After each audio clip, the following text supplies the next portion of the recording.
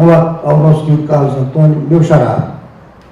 Bom dia, senhores. Meus agradecimentos ao MCCE pelo convite. A minha meta aqui é contar um pouco e rapidamente do histórico que fez com que a Associação Nacional dos Peritos Federais propusesse um projeto de lei que culminou com alguns dos termos da Lei 12.891, já mencionada pelo Dr. Marcelo Roseno, em função da compra de votos oficializada pela contratação de pessoal nas campanhas brasileiras. Nós, nos trabalhos de investigação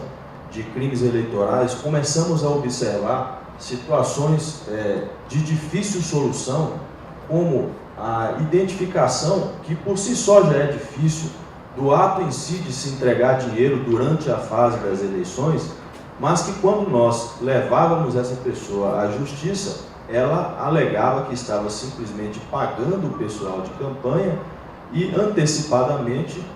providenciava a produção de contratos com datas retroativas para justificar essa compra de votos através da contratação. Evidentemente, a falta de limite quantitativo e de uma série de outras regras que a gente vai mencionar que poderiam existir, ela facilitava esse processo. No final, eu gostaria apenas de trazer uma reflexão sobre os problemas que a lei, como foi aprovada, ainda traz. O doutor Marcelo Roseno já encaminhou uma dessas reflexões, que é a questão do enquadramento, mas além disso, doutor Marcelo, outros problemas existem e o MCCE, como instituição engajada no processo político, pode aproveitar o ensejo dessa nova lei e fazer disso no futuro algo melhor. Pode passar, por favor, Luciano?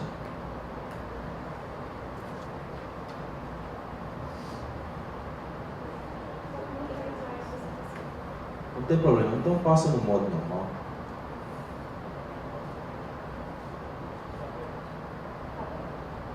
Bom, enquanto eles dão prosseguimento,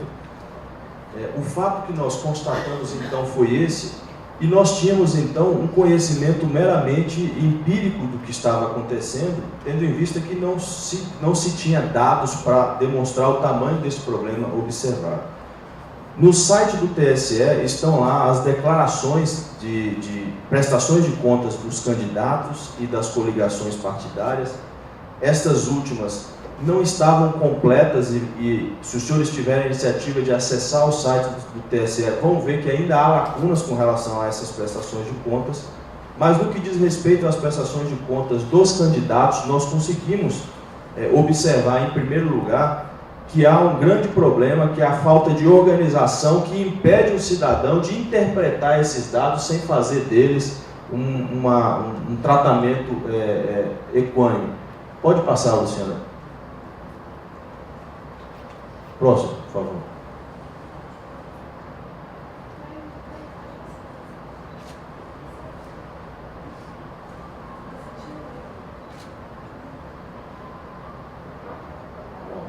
Problemas de informática.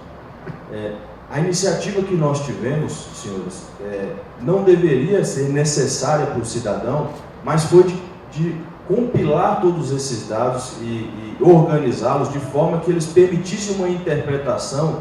do perfil dos gastos que os candidatos têm nas eleições brasileiras. E fizemos isso para todos os prefeitos eleitos para as capitais em 2012 e para todos os governadores eleitos no Brasil em 2010.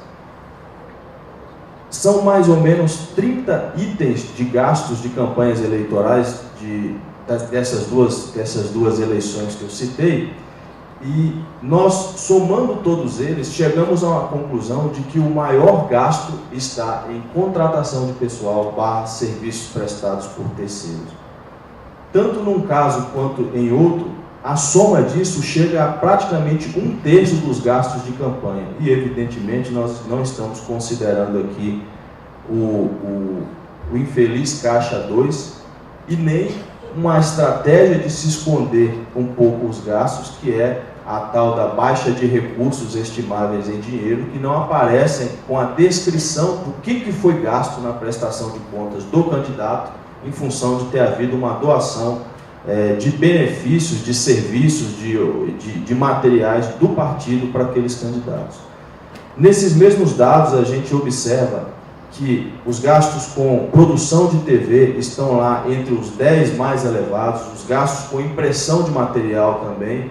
e um outro item interessante, porque fácil de se trabalhar, a doação de combustíveis para eleitores no 8º lugar, nesse ranking de 30 gastos que os candidatos tiveram nas eleições para governo do Estado e para as prefeituras das capitais.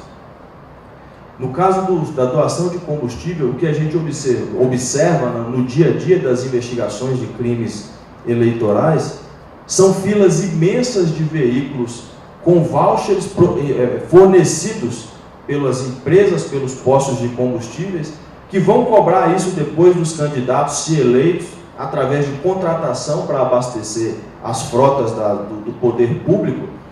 mas que estão se configurando, obviamente, uma compra de votos oficializada em função dos valores que vêm sendo doados para essas pessoas, a pretexto de que elas têm o direito de participar das carreatas e podem receber o combustível para essa finalidade. Mas os valores são altos e as quantidades de combustíveis, que são um bem caro nesse país, justificam a argumentação muito séria da nossa parte de que se trata de compra de votos oficializada.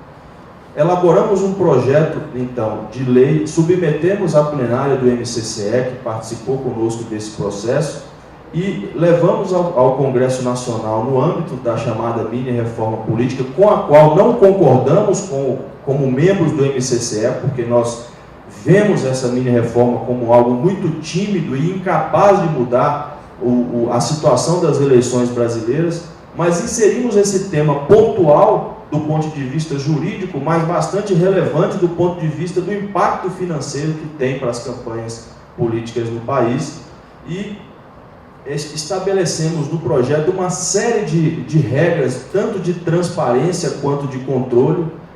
que foram examinadas na Câmara e no Senado, e infelizmente grande parte delas, talvez a maioria, não consta na Lei 2.891, como o Dr. Marcelo comentou. Algumas dessas regras são, em primeiro lugar, a limitação que nós propusemos a 0,5% do eleitorado de cada município ou de cada estado, a depender de qual eleição a gente está tratando, mas esse 0,5% do eleitorado seria distribuído para todos os candidatos das eleições proporcionais, por exemplo, dentro de uma coligação, para todos os candidatos a vereador, e a contratação desse pessoal deveria, no nosso entendimento, ser feita pela coligação e não pelo candidato diretamente. Esse último faria a indicação dos nomes, porque, no nosso entendimento, o trabalho de mobilização deve envolver o engajamento ideológico da pessoa, então é natural que os candidatos indiquem aqueles que devem ser os seus cabos eleitorais, mas essa cota de 0,5% do eleitorado deveria ser distribuída de forma equânime, e esse é outro elemento importante para que não haja da parte dos caciques um direcionamento dessas cotas apenas para aqueles candidatos a vereador que têm um poder político maior, e naturalmente os cabos eleitorais que propagam os nomes dos seus respectivos vereadores também farão o mesmo para o candidato a prefeito, que é único em cada coligação. Não há como nós desvincularmos o trabalho de mobilização para o candidato às eleições proporcionais do candidato às eleições majoritárias, ou seja, o cabo eleitoral, naturalmente, e sempre foi assim, divulga o nome do seu prefeito e do seu vereador.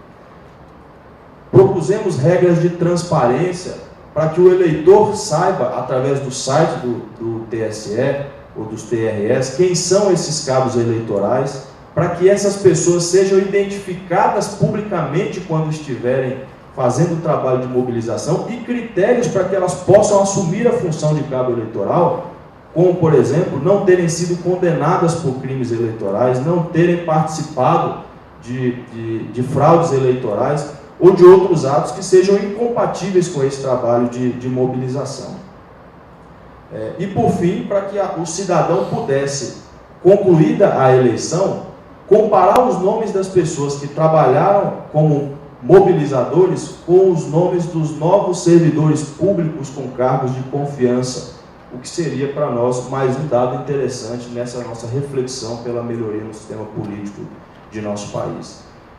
Essas propostas foram ao Congresso Nacional, foram discutidas nas duas casas e nós fizemos com que elas ganhassem a mídia. Eu estou falando aqui,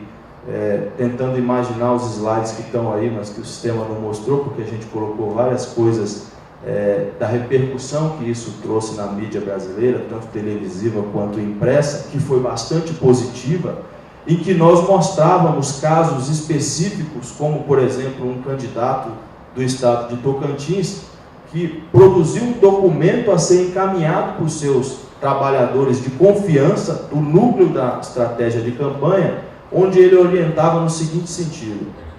procurem os eleitores que já declararam voto, isso num município muito pequeno, as pessoas se conhecem,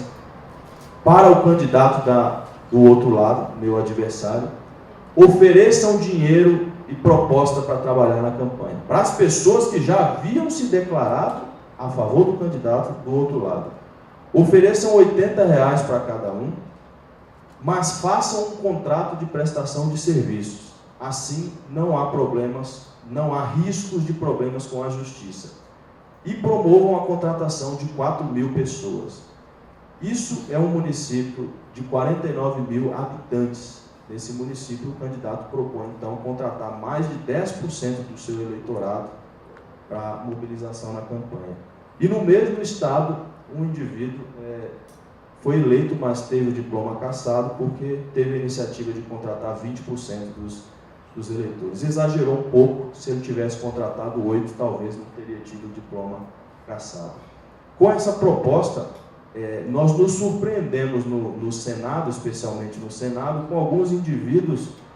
que não me parecem muito progressistas e que acabaram por defender a proposta. E, de fato, alguma coisa dessa proposta foi aprovada, virou a lei 2.891, mas ela foi desvirtuada no aspecto, não só do enquadramento, como o doutor Marcelo bem mencionou, mas na questão do quantitativo. Enquanto nós propunhamos 0,5% do eleitorado para ser contratado para a coligação e essa cota ser dividida igualmente para todos os candidatos das proporcionais, eles estabeleceram 1% para cada candidato. Eu fiz aqui uma simulação, está aqui no meu celular,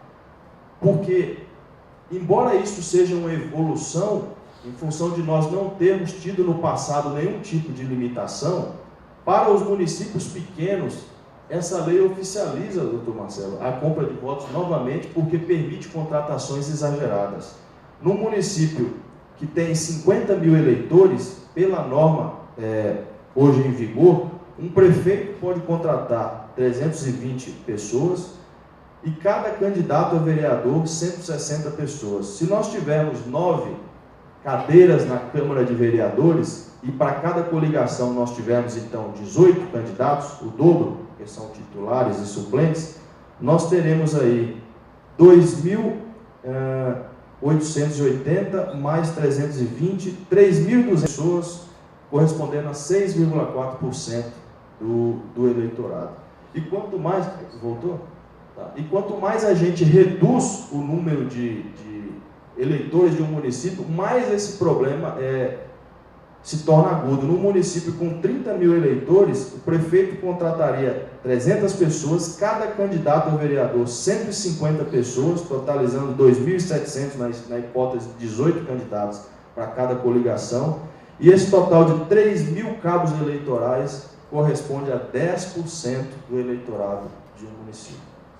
Se nós consideramos ainda o voto de um parente ou de 2 parentes, nós temos uma eleição vencida por aquele que cumpre a lei e contrata o total que ela própria dispõe como limite máximo. Não é interesse da nossa parte, nem do MCCE, passar uma visão pessimista do processo, porque nós sabemos que, infelizmente, só se pode observar a evolução no ambiente político no Brasil quando nós consideramos o país de muitos anos para trás, para cá, porque já foi muito pior. Mas eu considero que o fato de se tratar isso na legislação brasileira é a assunção, é a concordância de que esse ponto é um ponto crucial para que a gente consiga tornar o processo eleitoral mais democrático e mais equânime entre os candidatos que não são ricos e os candidatos que ou são ou têm grandes apoiadores, conforme dito pelo Dr. Marcelo Lavenier. O projeto de reforma política... Eu já estou concluindo. Obrigado. O projeto de reforma política defendido pelo MCCE, mesmo que defendemos por sermos membros do movimento, ele também contempla isso, embora não entre nas minúcias, porque nós consideramos perigoso entrar em temas tão minuciosos num projeto que é bastante abrangente, mas ele proíbe a doação de combustíveis para eleitores e restringe isso apenas ao pessoal de campanha e já prevê que deve haver uma limitação da contratação de pessoal de campanha. Traz uma série de outros dispositivos que, infelizmente, a minha reforma política não teve a audácia sequer de tocar, e é com esse projeto que nós trabalhamos. Então, eu tenho feito essas apresentações e mostrado esses dados para as demais entidades que compõem o MCCE, como fizemos com a Força Sindical no Paraná recentemente, para que a gente consiga, com essas informações, fazer um pouco do marketing de mobilização para a coleta de assinaturas do projeto Eleições Limpas, porque ele é, de fato, muito mais complexo do que o projeto da ficha limpa, que era fácil de ganhar o coração das pessoas na rua em razão dessa simplicidade de dizer o candidato ficha suja não pode ser candidato. Hoje nós temos elementos muito mais complexos para a população que está aí muito pouco envolvida com o tema político, mas esse ponto do aspecto da compra de votos oficializada, no meu entendimento e dos colegas do MCCE, é algo que a gente tem que continuar refletindo e evoluindo para que se torne mais controlado e capaz de diminuir essa diferença entre os candidatos no que diz respeito ao poder econômico. Peço desculpas aí porque o sistema do evento não funcionou, mas acho que consegui passar a mensagem e um pouco dos dados que justificaram essa nossa proposta. Obrigado.